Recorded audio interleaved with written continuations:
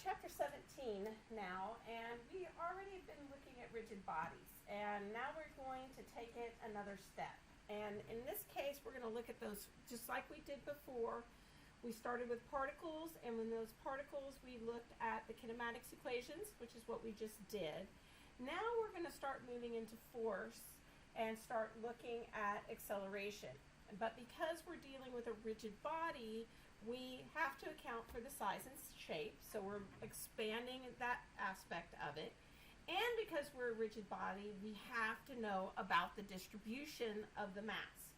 We have to know about the distribution of the weight throughout our object that we've got in there. And remember, force is related to weight, and we go in from that case. So if we dealt with forces back in the beginning, and we dealt with particles, and we looked at mass, remember that mass was the resistance to motion, or that mass was the resistance to acceleration. The greater the mass, the higher the resistance, the higher the force. Well, and then in general physics, we looked at torque. And we saw that if I started to rotate that object, I had to account for how it was going to resist that angular acceleration, just as I had done before. And because we're in dynamics and we're dealing with engineering, we are not looking at torques so much as we're looking at moments. And I is our moment of inertia. So I want to go back and make sure that you guys understand that I've got a mix of materials here. I am using Hibbeler slides in a lot of cases. And if it's material directly from Hibbeler, I'm using the Times New Roman font. If it's my material, you're going to see it in the italic font, or you're going to actually see my cut and pasted notes, because it was a lot easier to bring a lot of this stuff in that way than try to write the equations in PowerPoint. So we're going to look at it from that perspective. So from a mass moment of inertia, we're going to look at that rotating object. We need to worry about the distribution of mass. And I want to point out a couple of things that's going to help you out.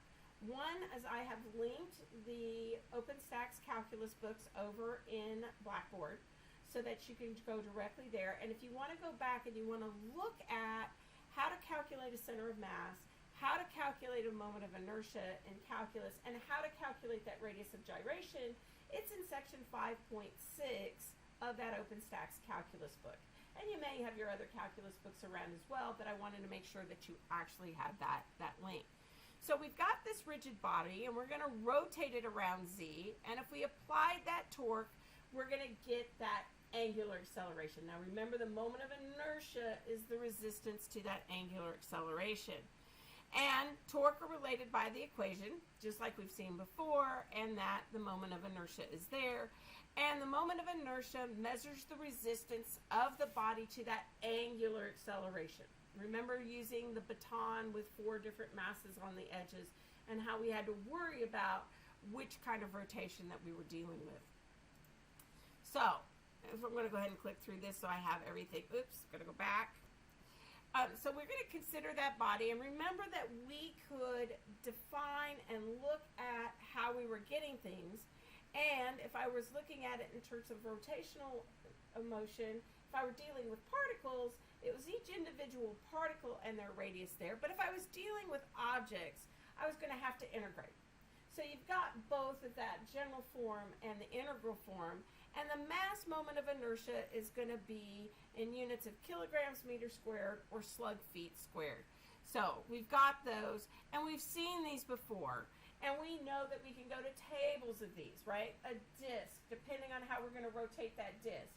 If I'm rotating it around the center like a record or a CD, it's going to have one kind of moment of inertia, that as if I'm rotating it around an axis that's in the plane of the CD. Similarly, if I've got a square object, how that's going to rotate. And just as we saw in statics, we could break these things apart and be able to do individual pieces of those objects and bring those pieces together. And I use this one that we can find the center of gravity. If I know the different places along this plane, I can calculate all of those to find those individual centers, and we could equate it to a series of particles. So depending upon what type of an object that I have will depend upon how I want to actually do that calculation. So again, nothing is new here. There are diagrams in your book, in the end caps, in the appendices.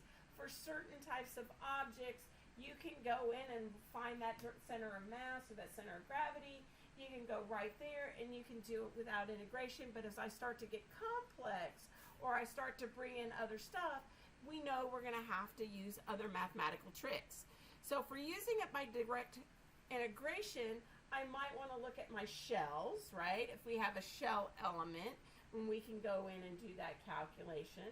Or if I have a disk element, we can go in and do that calculation as well. But for a lot of us, and for a lot of the various types of problems that we do, we can equate those things back to their individual mass types. And it's something that you've seen and that you've done. So we can also, I want to remind you that we can utilize the parallel axis theorem. Remember, we use this in statics. I want to refer you back to pages 530 and 531 in your statics book for those of you that took Hibbeler. But again, we've seen this before. If you go to that section 5.6 in the OpenStax, we've seen this before, and we can do that parallel moment. Now, what may be new is this idea of a radius of gyration. So let's look at this in a little bit more detail. The mass moment of inertia of the body, or that MMI, about a specific axis can be defined by using this radius of gyration. It's called K. It has units of length and is a measure of the distribution of the body's mass about the axis at which the moment of inertia is defined. So if I know the moment of inertia and I know its mass, and a lot of times we can go out and measure a moment of inertia, which is why a radius of gyration becomes so handy. We can actually calculate that radius of gyration. So for composite bodies constructed out of simple shapes, such as discs, spheres, rods, we can utilize that algebraic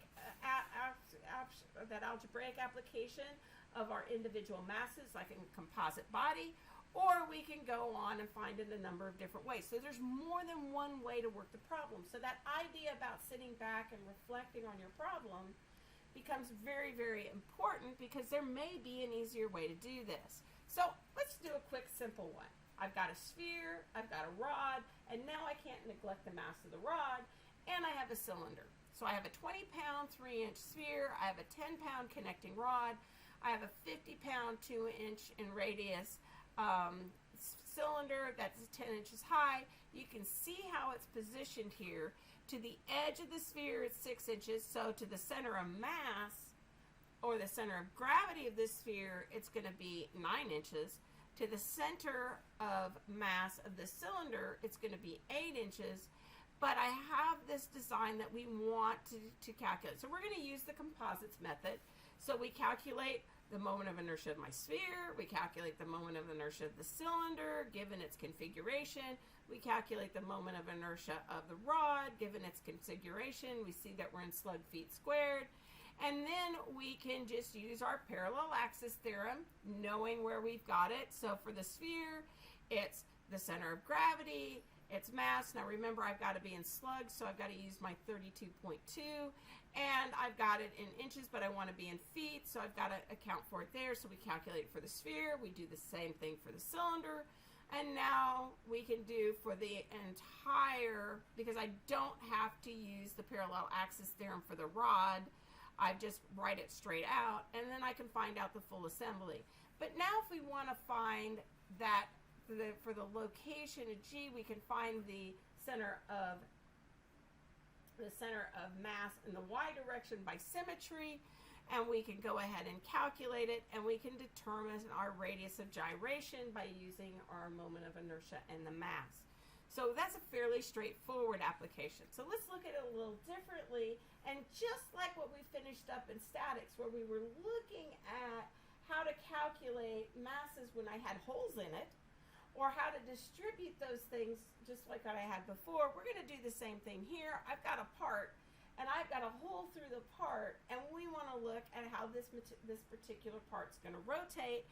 So we're going to have to do a few things. So for our cylinder, at least in my x and my y direction, is given by this. We know that the mass of the cylinder, if I have a homogeneous part, and the difference between the two homogeneous cylinders, right? Because I'm going to take out that hole. and we use that same technique that we saw at the end of statics, I can solve for the overall density and mass, and I can get the calculation. So then we go ahead and we take our mass of our hole and our mass of our object. We find the moment of inertia for our cylinder, and we do the same type of an analysis. So you can go through that. Now, I will be working some additional example problems and getting those posted up, but I wanted to get this lecture material to you so that you guys can start working the types of problems that are out there.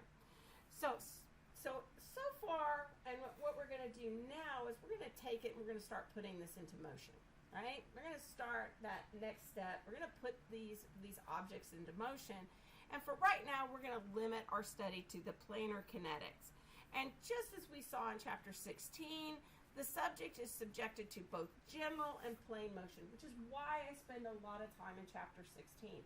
Because we want to look at how that planar motion is going, or that translational motion is happening, and then we want to add into the rotation.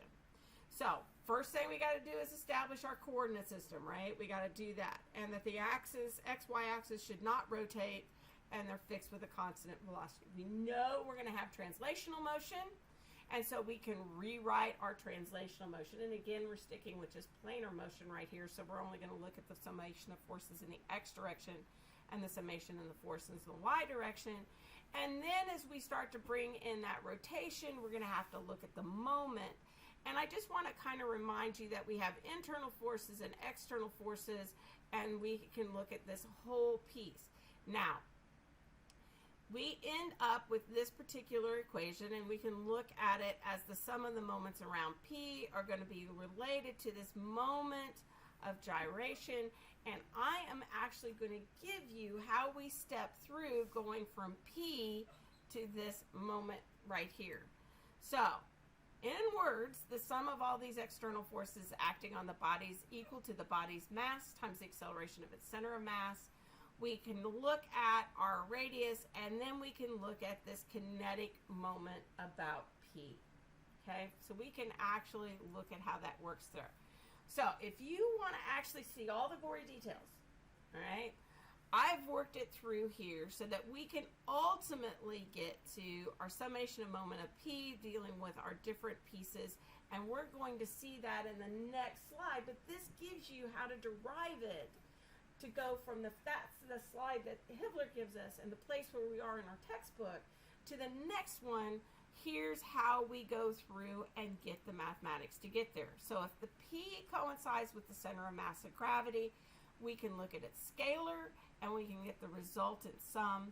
We end up with three independent scalar equations of the motion to give us our general rigid body, and that's where we end up with our simpler equations. Now, in other words, or the words that I like to kind of put it, it's this result indicates that the moment of external forces are summed up around P, and they're equivalent to that summation, which gives us that our moment K, you know, that moment about K.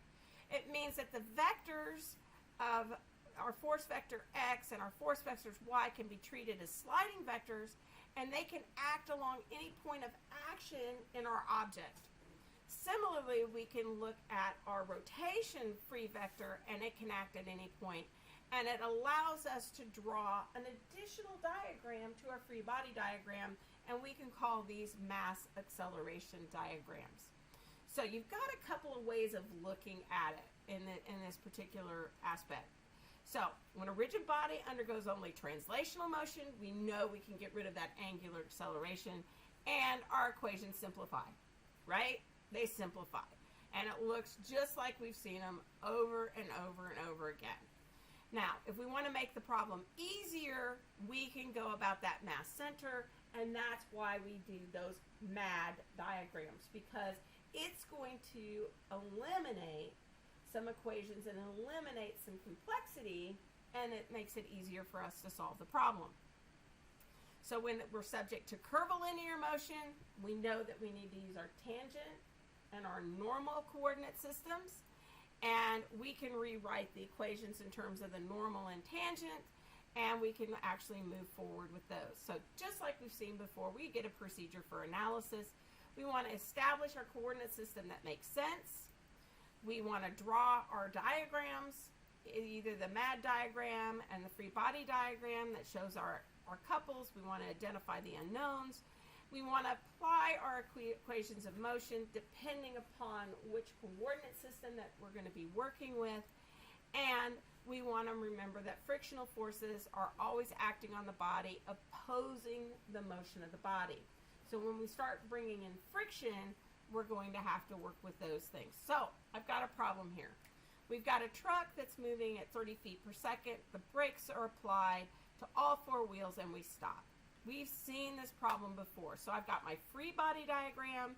I've drawn it here. I've got my MAD diagram there. We're using our kinematics equations to determine acceleration. I'm going to use my summation of forces to calculate what I need to do. And we want to determine the normal reaction and frictional force, so we'll ultimately get our frictional force. We use the moment to help us out, and voila, we've got the answer to the problem.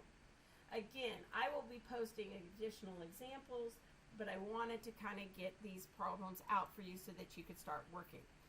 I've got a sign that's in there, and we're going to look at the instant that we're going to cut this to allow this sign to move. And after BH is immediately cut, we want to look at the acceleration of the plate and the forces on these chains. And in this case, we get to disregard the mass of the links. We don't have to worry about those. But we want to see what's going to happen. So I've got my free body diagram. I've got my acceleration diagram. And we want to find the acceleration of the plate. We know we're going to have a rotation. So this time we want to use our normal and tangential coordinate systems in order to solve the problem. So we can calculate the different angles, we can use our normal direction, we use our moments, and ultimately we can solve for the forces on the two chains that are holding this particular object in. So now we're going to, again, just like we've seen before, we're going to complicate things. So now we're going to do a rotation about a fixed axis. We're going to have to bring in that acceleration. We're going to have to bring in that angular velocity. We can relate back to our tangential and our normal components. We can't disregard that rotational thing anymore that we were looking at it. Since the body does experience that angular acceleration, we get its inertia is going to create its moment of magnitude, and now we can rewrite our scalar equations. But this time, we've got to incorporate our angular velocity and our angular acceleration. So, kind of looking at what's happening here, we know that the sum of the moments around any point can be replaced by summing those around the rotation another point. So we know we can do this. It's kind of our parallel axis theorem again, just bring it in there. Again, like I said, it's our parallel axis system. And we can rewrite our three equations of motion. So we can look at these again. Similar problem solving procedure. We've looked at these before. Establish that coordinate system, and you've got to specify the sign and direction of our normal and tangential components. We got to draw our diagrams and our kinetic diagrams. We've got to compute the moments of inertia. We have to solve for the motion using our equations. And we use the kinematics equations, similar to what we've seen in the past. So let's look at a system here. I've got a pulley system. The pulley, the weight is, the pulley is 12 pounds. We're given K, its radius of gyration is 8 inches. We assume that there's no axial friction. We want to find the angular acceleration of the pulley and the acceleration of the two masses A and B, and we can work from there. So we know that K is going to be the square root of our moment of inertia divided by the mass. We can do our sums of our moments. And so this is the weight of B to maintain equilibrium. And we know the other side there because we were given it. And we can calculate the weight of B to verify that our picture is correct. So now let's look at our angular acceleration. We look at our equations there. We know that the up has got to go equal to the down. This is similar to an Atwood's pulley system that we have. Oops. And now we calculate our moment of inertia. We work through the problem. We now find our effective moment, and we solve for our A and B's because we've got three equations, three unknowns. we can actually get the answer that we're looking for. So now, finally, we're going to bring this all together to bring all the complex general motion, because we're going to have that plane motion and that rotational motion, and we have to do those pieces. So we look at our coordinate system, we rewrite our equations, and it's convenient to move it around a different point, so we can rewrite everything again, and we can get the sum of the moments about a point P. Last thing we have to bring in is rolling friction. And so when we're analyzing the motions of wheel, cylinder, and disc, we need if the body rolls without slipping or it slips and slides. We've seen this before. We've looked at this motion, and we have to bring in that rolling without slipping type of an equation, and we can rewrite our equations of motion. And this gives us four unknowns, because we've got to bring in our friction, our normal force, our angular acceleration, and that acceleration due to gravity into those three equations. So we have to make the assumptions to provide another equation so we can solve for the unknowns. The fourth equation can be obtained from the slip or non-slip condition of the disc. So in case 1, we assume no slipping, and so we do not use our force due to friction, or friction is fun. And in case 2, when we assume slipping, we can use that as the fourth equation. So looking at an example, I've got a ball with a radius r and a weight w. It's released with no initial velocity, and it's going to roll without slipping. We want to determine the minimum coefficient of friction for the motion, the velocity of the center of gravity after it's rolled 10 feet, and compare the velocity as if it were just sliding down the plane.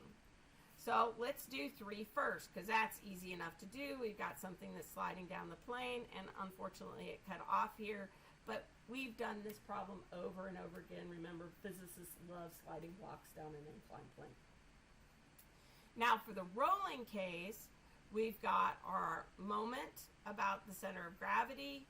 We can rewrite this in terms of where the weights are. We can rewrite it and solve for the different problems, and we ultimately will come up with our static coefficient of friction of 0.165. Now, I will be posting more extensive problems and examples, but this kind of gives you the theory behind what it is we're doing and some simple examples to get you going, and then we can work on those more complicated examples to get us through the remaining problems.